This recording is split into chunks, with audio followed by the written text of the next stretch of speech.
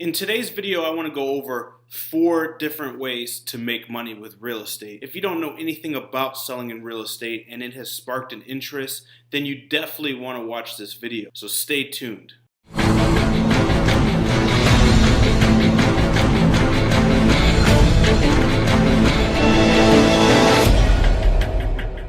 Alright guys, welcome back. Joshua Crisp here once again, and we're going to switch it up today. Today I want to talk to you guys a little bit about real estate. This is going to be a beginner's guide. This isn't going to be anything super advanced or anything like that. So if you're already a seasoned veteran real estate investor, then you might not find too much value here. But if you're a beginning real estate investor or you want to potentially start investing in real estate, then this video can definitely be helpful for you guys. So let's go ahead and dive right in. 4 different ways to invest in real estate. Number 1, rental properties. This is the most known one for a couple different reasons, and the number 1 reason is passive income. So passive income is, as you all know, is when you have money coming in every day, every month, every year without you being actively involved. Okay? So I have a quick definition for you guys. Rental property is a property from which the owner receives payment from the occupant or occupants known as tenants in return for occupying or using the property. Rental properties may be either residential or commercial. The owner of the rental property may be allowed to take certain tax deductions such as mortgage interest and depreciation. So there are definitely some tax advantages, some tax deduction advantages with rental properties, which help your overall income, your overall deduction for your overall income. Maybe you have another business, so on and so forth. So usually with rental properties, there's only 2 ways to go about this. Now, I'm not going to get into any crazy no money down tactics or anything like that. I'm just going to stick straight to the facts, the way that I personally have or I personally do invest, all right? If you guys know about any other different ways, make sure you leave it in the comments down below, all right? So typically 20 to 25% is required for a down payment, which is a conventional type loan. Now it may differ based on the amount of the loan or your sales, your purchasing history or your credit history. Property type. There's multiple variables, but typically it is about 20 to 25%. I personally pay 20% down on conventional loans. Obviously, with rental properties, you can pay all cash. And you want to contact a bank to see if there's any differences or exactly what they require for the different property types. All right. So there's 2 different property types when dealing with rental property. Number 1 is your single family home, which is just zoned as one family on that premises or on that property. Okay, so for instance, if you have a 3-bedroom, 1 bath, and that's zoned as single family, that means that it is for one family. All right. Now you can get into some different types of house hacks where you rent out rooms if you have a single family home, and we'll get into that a little bit later. But typically when you get into rental properties with single family, it is one family dwelling in a single family. Multifamily being that it is zoned for multiple different units, and on each unit you can have a different family. So for instance, a duplex would be a 2-unit or 2 different dwellings where 2 different families can dwell. A 3-unit or a tri-unit, obviously 3, and a quadplex 4. So you get where I'm going at with that. Each and every unit that's added onto the investment property, a single family can dwell in there.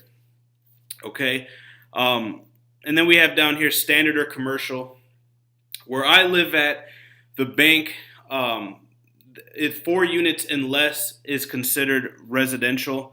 So you can get a triplex or you can get a quadplex, and you can still get. It's not considered commercial. So you want to check with your bank and your financial institution and see. It might be different for different states, but here in Indiana, 4 units and less is considered residential. There's different taxes. There's different methods. And there's a little bit more required to go into depth with going into commercial. Sometimes they'll require more % down for your loan, as well as higher credit, longer work history, so on and so forth. So you want to make sure you contact your realtor, contact your financial institution to clarify that. All right, moving on to number 3, house hack. And we previously hit on this in the last section. House hack. The idea of house hacking is that you can purchase a property in which to live while you rent out certain parts of it. For example, it could be that you are buying a 2-bedroom house and renting out the other bedroom. That's like we talked about in that last section. So if you buy a house and it has 2 bedrooms, you could rent out that 1 bedroom for a portion of the mortgage. Okay. Or it could be that you are buying a fourplex, which is a 4-unit multifamily, and living in one of the units yourself. So house hacking is super it's super powerful. It's a really good tool for people that are starting out in real estate or want to start out in real estate and don't have access to the amount of capital required in order to get into to multi-unit buildings. All right.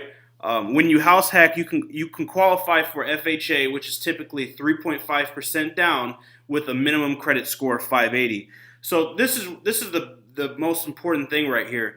When you house hack, you can get a fourplex, which is a 4-unit multifamily building, okay, and you can live in one of the units, okay, and rent the other 3 units out. Now, out of those other 3 units, typically your mortgage is going to be covered and you potentially will be cash flow positive. The goal is for your mortgage to be covered and to be cash flow positive. But if you can live for free, no rent, have your mortgage on the building paid by the tenants, and be cash flow positive, maybe $100, $200, then you're winning. And this is passive income. All right, moving on to the next bullet point. You must reside in this home for a minimum of 1 year before you can legally rent out the property entirely.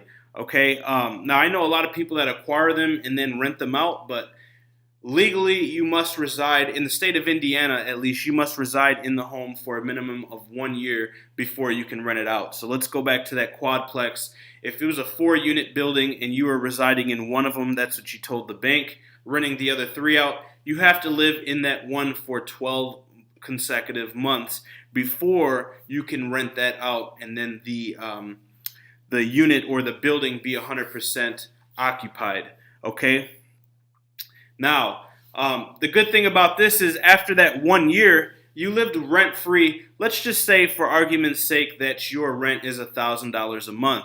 All right, you saved 12 grand, plus you got your mortgage paid, so you're not out of pocket any amount for your mortgage, and maybe you had your insurance paid or you had your utilities paid by the cash flow positiveness of this. Okay, maybe you're not cash flow positive, but you're break even after living for free and having your mortgage paid. You're still winning because you're still saving 12 grand a month, or whatever your rent is. If your rent's $600 a month, you're saving $7,200, and you have equity at the end of that year. You have equity built up, and what equity is the amount that you owe outside of the loan. So if the property costs $100,000, and let's just say, for argument's sake, 20,000 went to principal that first year. Now you have 20,000, okay, in equity. You owe 80,000 on the debt side of that. All right. So that first year, you're building up some equity. You're living for free. You're saving some money.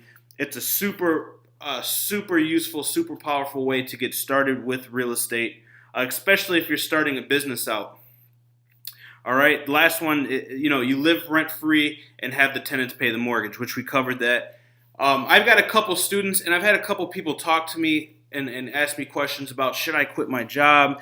I have a good job. A couple of my students make 6 figures already at their job, but it's just not for them.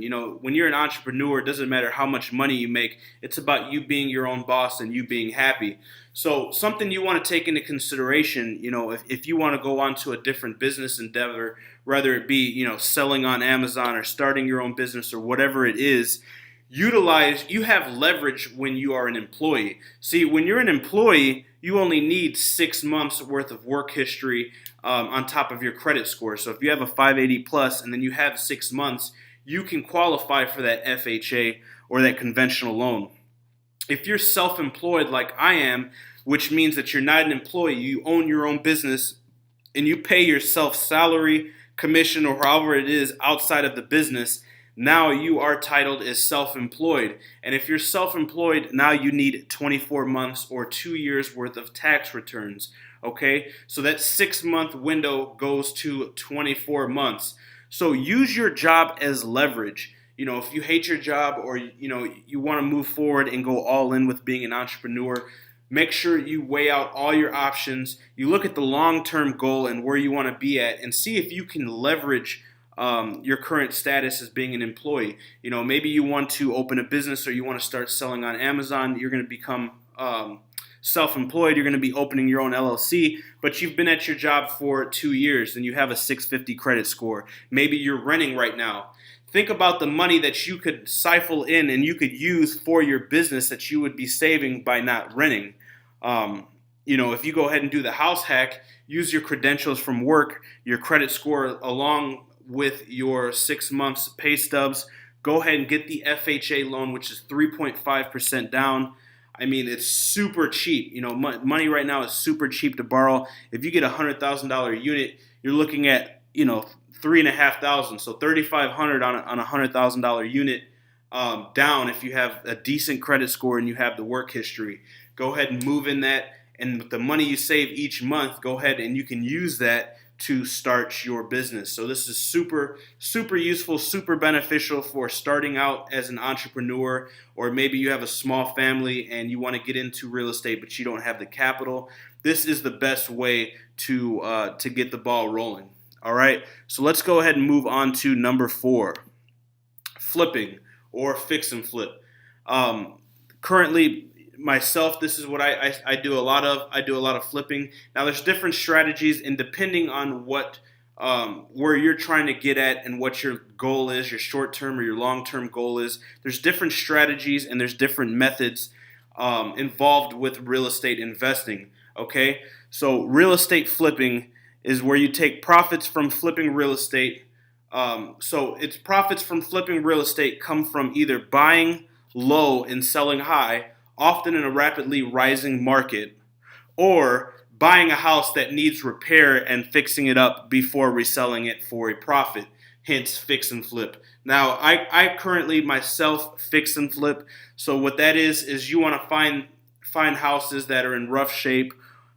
Typically the best thing to do, or the best strategy with fix and flip, is you want to find the worst house in the best area, or the best neighborhood, or the best school district. And that's the method and strategy that I use. And what I do is, maybe they're outdated, maybe it was a foreclosure and they're roughed up. I go in there and I remodel and I do everything to the comps. So, and we'll get into this in later on videos, but you want to know the comps, you want to know the numbers. You want to know what that house sold for last, what its current market value is, what the houses within the 2 mile and 5 mile radius are selling for, how long it took for them to sell, what they're selling for, and so on and so forth. And when you get you a realtor, your broker can help you with all this. Tell them that I want to know the comps for similar homes, and it's based off of a search criteria, which is equal to square footage, equal to year built, style of the home, and then distance. Usually it's within 2 to 5 miles. The bank will allow for a comp, and within 6 months. But you want to check with your local realtor because every state is different. All right. You usually with flipping houses, whether it's a fix and flip or it's a buy and hold, it is cash or conventional. FHA is strictly when you are going to reside in the property, or you're going to live or self-occupy the property. So when you start getting into fixing and flipping, or buying and holding, it is usually cash or conventional. And we talked about the conventional is usually 20 to 25% down. So if it's a $100,000 property, expect to put 20 to 25,000 down. All right. With the buy and hold, you're going to buy low. This is the strategy. You're going to buy low, hold, then resell. So a perfect example is Austin. I don't know if you guys follow Alex Becker, but he just talked about some vacant land that he just purchased, a lot that he purchased in downtown Austin, and he is just holding on to it and going to rather build on it or resell. This is a good strategy in areas like we previously mentioned that are rapidly growing and where there's demand but not supply. There's only so much land, they don't make any more of it. So one of these strategies is you can do this with plots or land, or you can also do this with single family or multifamily homes. All right, and you can hold it, wait for the right time and resell it, or you can purchase it and then wholesale it for a little bit of margin. There's multiple different ways to do this. And then obviously the fix and flip is where you buy it in need of work, you fix it, and you resell it for a profit. All right. Now, when you fix and flip, there is always a little bit of strategy. A lot of people get nervous. Well, what if it doesn't sell? If you do your homework, you run your comps, you know your numbers, and you're in the right area, you can turn a profit. With me, I like this strategy because I also have rental properties. So the reason why I like this strategy is I usually shoot for 25 to 30% ROI on my flips. If I cannot get that or the market turns around, I will rent that property out for 12 months or 24 months to gain the equity necessary to then turn around and resell it at market value and make my 30% ROI. All right, so it's a waiting game. It's all about numbers. You have to know your numbers. Don't guess anything. All right. Lastly, number 4 is wholesaling or wholesale real estate. Now, this one you're going to need a little bit more experience. You're going to need a little bit more time. You can do this. There are people that do this with no money. Okay, if you're good at marketing, etc., you can do this with no money. And we'll get into the definition. So real estate wholesaling is similar to flipping, except that the time frame is much shorter and no repairs are made to the home before the wholesaler sells it. A real estate wholesaler contracts with a home seller, markets the home to his potential buyers, then assigns the contract to the buyer. Okay, so there's a couple of different ways you can do this. You can build a network. The no money down way is for you to build a network, build a Facebook group, build a forum, something like that, where you're engaged with other real estate investors or people who fix and flip, and then you can offer them their list. You can also do different click funnels or different marketing techniques to gain an email list of people in your area. And then when you acquire these lists of homes, you can send that list out to your email list. And what you're going to do is you're basically going to market the list for commission. You're going to make a small commission, but you're going to move it fast. You don't need to spend any money on fixing it because the person who purchases it from you is going to fix it. They're going to be a real estate investor. In wholesaling, you're not buying low and then selling quickly to someone who wants to live in the home. It's strictly investor to investor. These are bought cash or conventional, or like we said, you market them for a commission, which requires no money down, usually from another wholesaler, a sheriff's auction, an estate liquidation, or a bank list. These are a couple ways that you can wholesale them. Sometimes your realtor or local investors will also come across them and want to liquidate them or rush them. When you get in this business, the more contacts you start to build, you start going to local sheriff auctions and all that good stuff, you can start putting together nice lists. All right?